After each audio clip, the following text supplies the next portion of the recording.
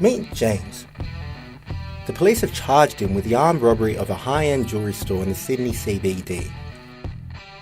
According to the police statement of facts, it was a sunny afternoon in Sydney when all of a sudden a man wearing a balaclava and brandishing a gun burst into this jewellery store. This man struck the security guard heavily on his head and subsequently pushed him to the ground. He made his way to the store attendant standing behind a glass case containing jewellery and demanded that she hand over everything that they had. After taking what he could from the store attendant, he hastily left, kicking the security guard on the floor once more for good measure. However, as he fled the scene of the crime, a witness standing across the road saw this man running, remove his balaclava, and disappear around the corner. Half an hour later, the police finally arrive at the scene and begin conducting their investigations. They interview all manner of people who may or may not have been witnesses to the incident. They take statements from the security guard, the store attendant, and the witness standing at the other side of the road, and manage to obtain the CCTV footage from the inside of the store at the time of the incident. Crucially, one of the investigating officers manages to locate the balaclava that the thief removed. Analysis of DNA found on this balaclava matched the description that they had in their database and led to our encounter with James. Conveniently enough, James matches the description provided by the witness standing on the side of the road. So let's take a step back for a moment and have a look at what we have. Assuming this goes to court, what evidence does the Crown have to implicate James in this offence? We have evidence from the security guard who was working inside the store at the time of the robbery, the store assistant who handed over the money and jewellery to the thief, the police officer investigating the scene that found the balaclava, the investigating officers who interviewed James, the witness who identified the thief running from the jewellery store, as well as other assorted materials such as the CCTV footage and DNA analysis. Let's assume for a moment that this forms the bulk of the evidence to be led against James in his trial. James, however, enjoys the benefit of the presumption of innocence and is not obligated to bring a case in reply to any aspect of the Crown case against him. Despite this, James is vehement in his denial of his involvement and wishes to provide an innocent explanation for why his DNA was found on the balaclava. James admits to having been close to the jewellery store that particular afternoon, but denies ever having entered. He claims he was walking past the store shortly after the time of the alleged incident and talking on the phone with his wife. At one point, he started coughing violently.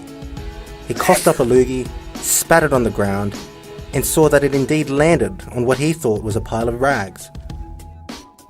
He thought nothing of it, kept talking to his wife, and simply walked away.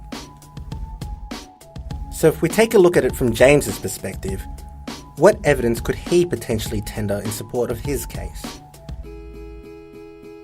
Well, we have evidence coming from James himself of what occurred, and we also have evidence coming from his wife of the conversation they were having. And if such evidence were available, he could potentially tender footage of the street showing him walking outside the store at the relevant time period. So we have these two bodies of evidence, that to be led by the Crown and that to be led by the defence. And before we even go to trial, there needs to be disclosure. First, there's the initial wave of disclosure to be provided by the Crown. Next, the defence response. And in some circumstances, a response to the response. And it's important to understand that the source of this obligation comes from both the Criminal Procedure Act and the Barristers' Rules. And not only are such obligations ongoing, but there can be severe sanctions for non-compliance. So we have there the obligation for pre-trial disclosure from both parties. Now, how does such evidence come before the court in the first place? The Crown has an obligation to adduce all relevant materials they wish to lead against the accused. By having the Crown present its case first, it provides not only a principled fairness to the accused, but also gives the accused the tactical advantage of knowing what they need to reply to. The Crown calls their witness and conducts their examination in chief. So here, for example, we have the Crown Prosecutor examining the security guard of the jewellery store. The Crown Prosecutor will ask questions, the security guard will provide answers, and so on and so forth. Following the conclusion of the examination in chief of this witness, the defence counsel may cross-examine the witness if they choose to do so. And, should anything arise from the cross-examination, the Crown Prosecutor, or the party that called the witness, may conduct a very limited re-examination. And that's it. Barring any circumstances where a witness needs to be recalled, that is the evidence to be provided by that witness. And we move on to the next witness. And the witness after that. And the witness after that.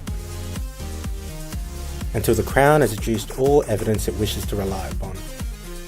At which point, that's the case for the Crown.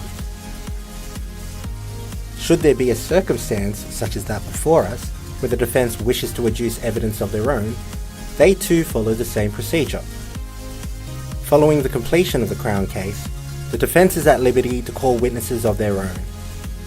They call a witness, conducting an examination in chief, and following the examination in chief of that witness, other parties are entitled to cross-examine, and so on and so forth, until all the evidence wishing to be led by the defence has been put before the court. And barring any exceptional circumstances, that is the bare bones of how evidence comes before the court in a criminal trial.